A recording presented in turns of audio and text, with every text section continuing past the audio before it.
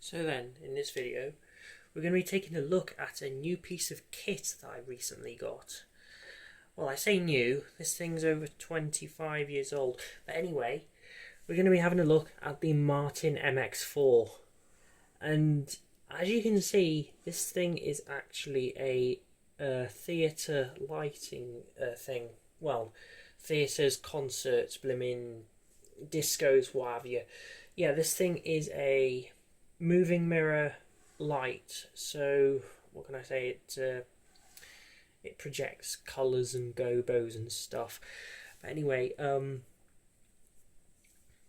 going to be having a look at it. So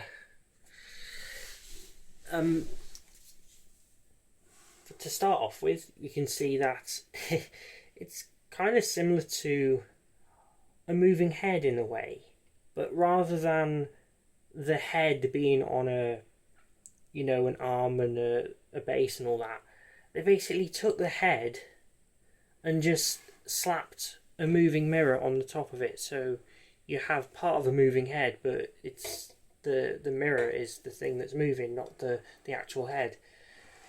Which, of course, in order to do this, they've obviously had to take a few of the features that are in moving heads out of that to accommodate that. So, for example, you only have fixed gobos. There's no rotating gobos. You got no prisms, no irises, no motorized focus or anything like that.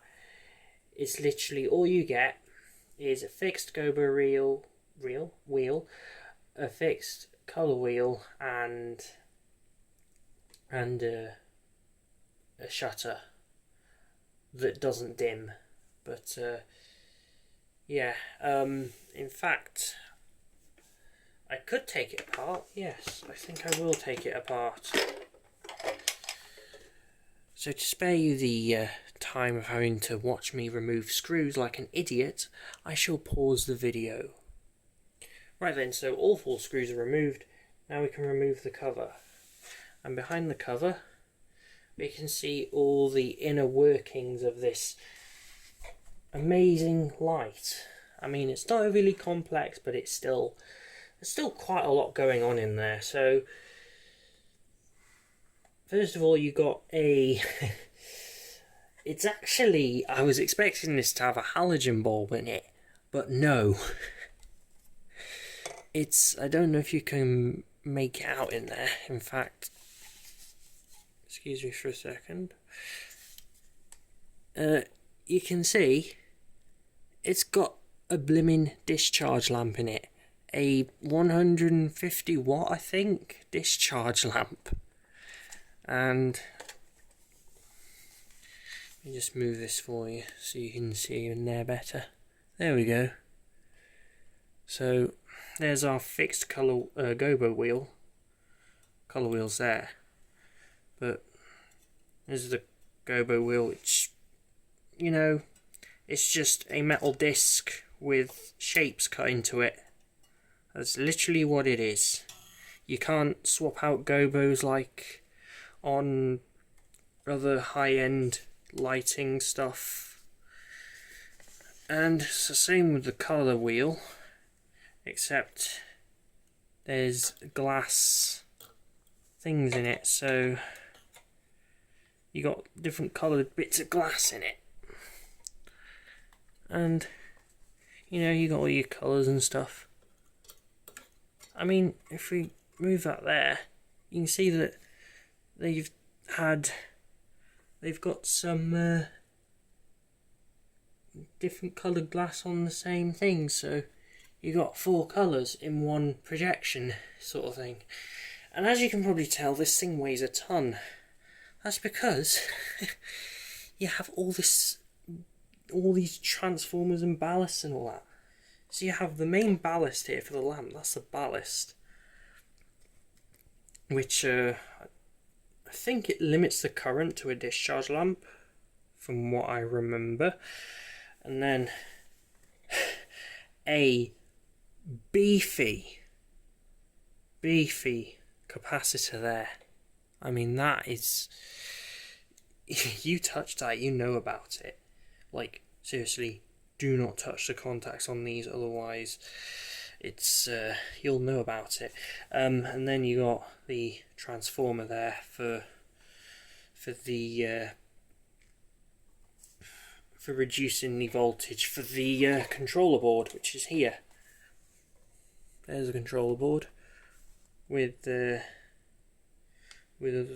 all the stepper motor drivers and the CPU and all that in there. So I think what we'll do is we'll get it all back together, and then we'll do a quick demonstration of how this thing works.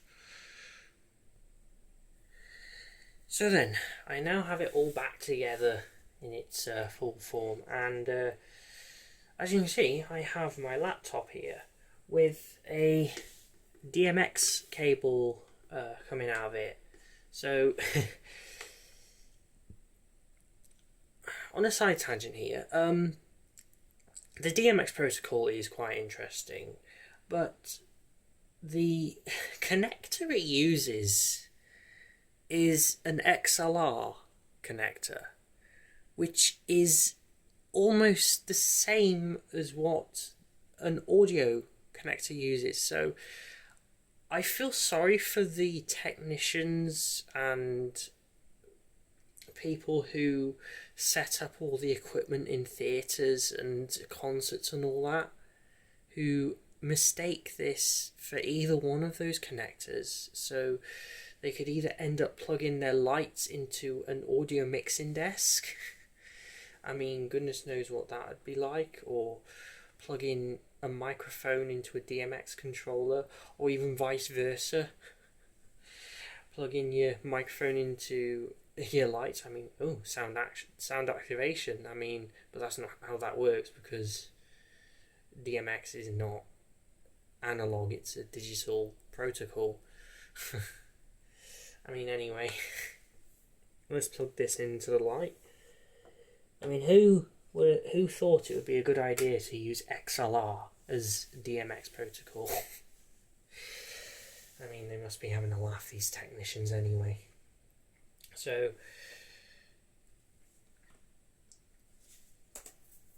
I want to, I'll just log on real quick. I want to just set up the software that's used to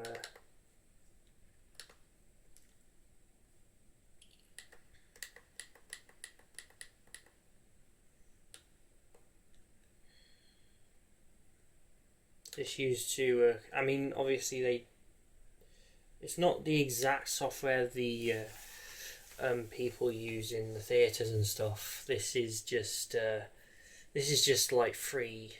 I think it's open source, actually. It's what they call Freestyler, which is a lighting control program.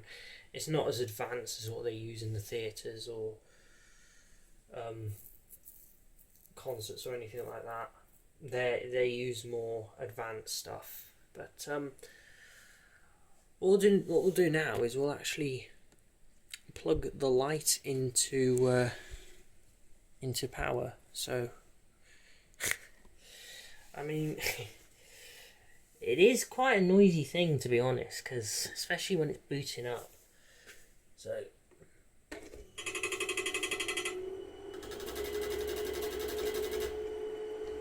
it sounds like my computer booting up.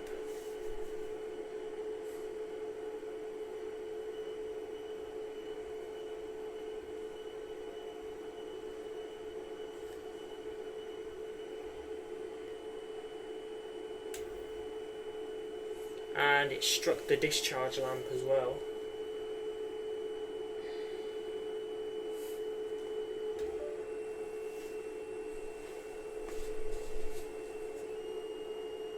So let's see if it's configured properly from last time. So I think I might have to do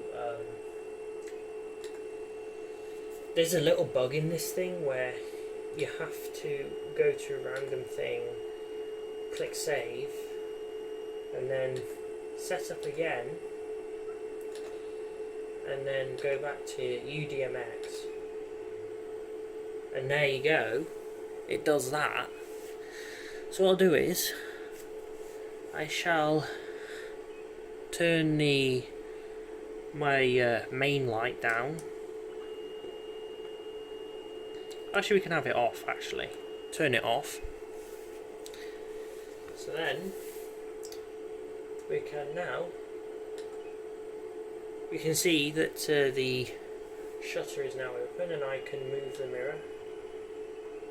I can move that around like that. So now we can select colours like that. Cool, that's a nice blue, that. I really like that blue.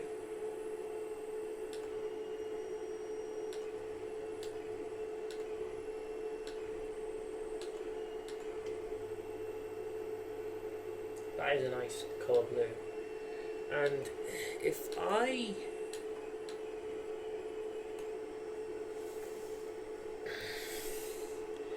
I just point the camera up to the ceiling, if I can, bear with me a sec.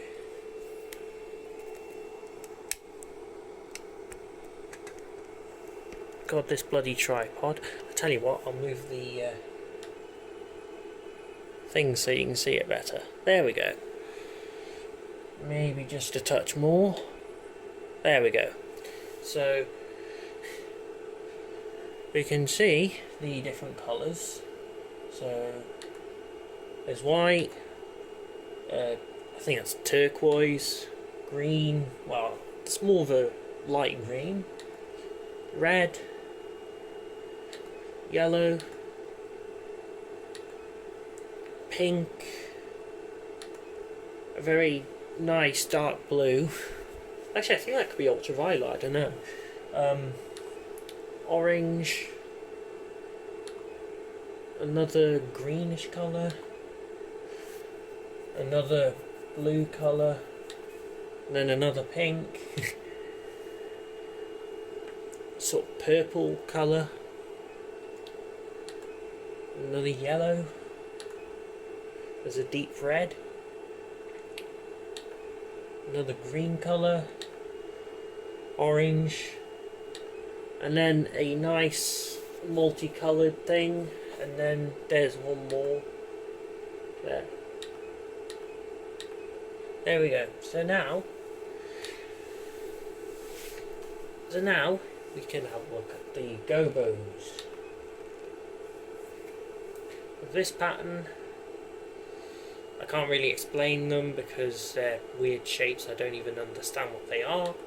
That one, that one, that one, that one, that one, that one, that one looks like a load of spots.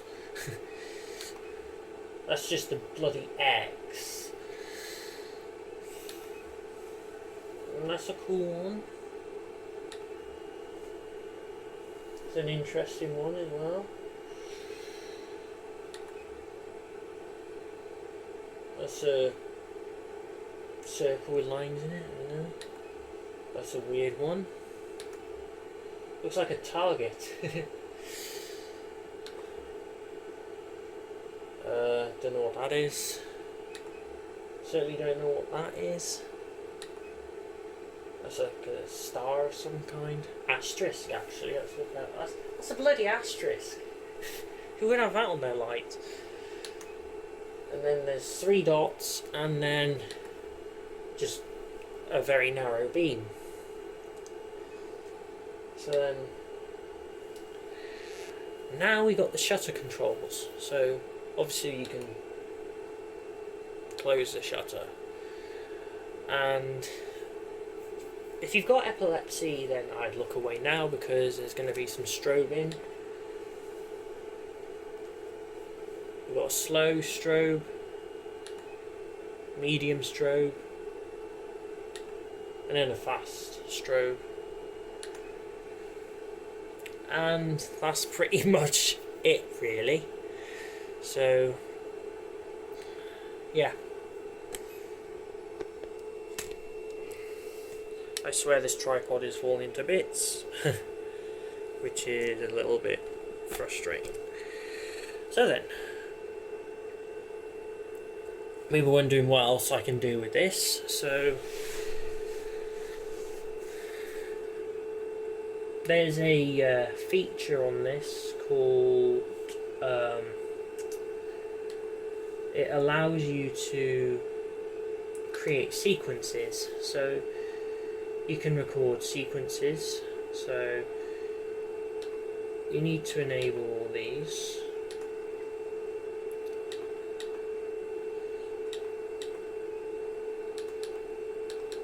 Like that. So now what you can do is you can move the mirror to any point you want. So say you put the mirror there or there like that. Select a colour, it could be any colour. Let's say we have this nice blue colour. Then we pick a gobo. Let's say we go with the so many to choose from. I guess we'll pick the we'll go with that one. No, we'll go that one. The blooming radioactive symbol, it looks like, anyway. So we'll go with that one. And what we do is we add that as a scene. So now that's been added. So now we're on step 2. So now what we do is we can move the mirror to another point. Maybe we'll change it to red. And perhaps have the X as the next gobo. Then say we'll go to this point here. Then you'd oh wait, did I add that as the scene? Did I think I forgot that. Add scene. So that was step 3. So we're on step 3 now. So what you do is do that there. Then let's go with multicolours, and we'll have the dots.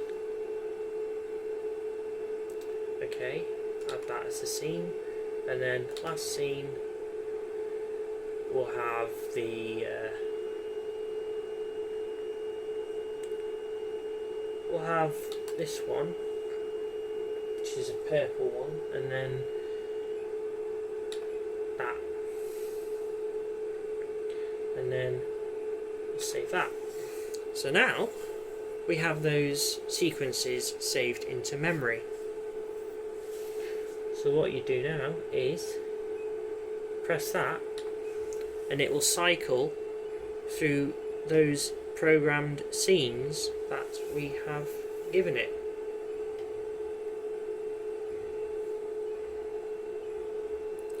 And I'm sure that this piece of software has other features that I haven't really looked at yet. For example, I found out that it can respond to MIDI, so I could plug in my synthesizer and I could be playing my synthesizer and the light will sort of react to it.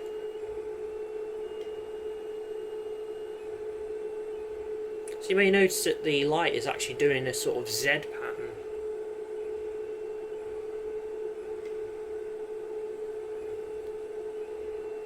Which is quite cool. So yeah.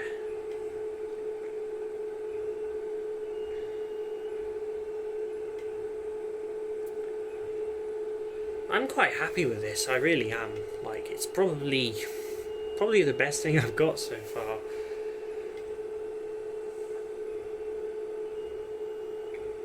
And I am hoping to do some more stuff with this light.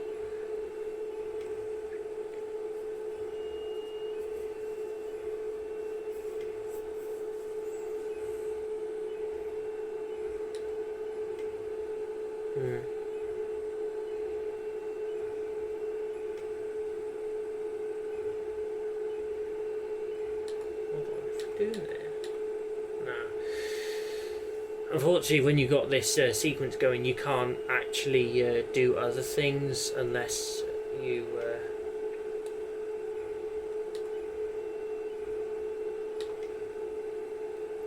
So yeah.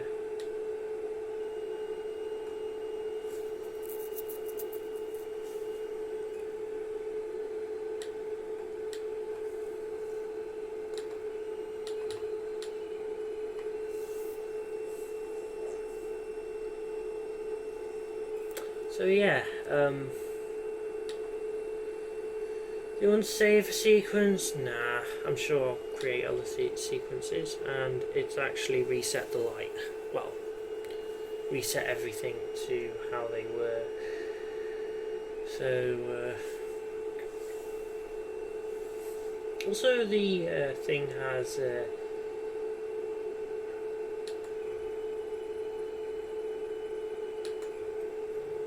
but I've noticed that with this, I don't know if it's with this particular USB DMX interface, but there's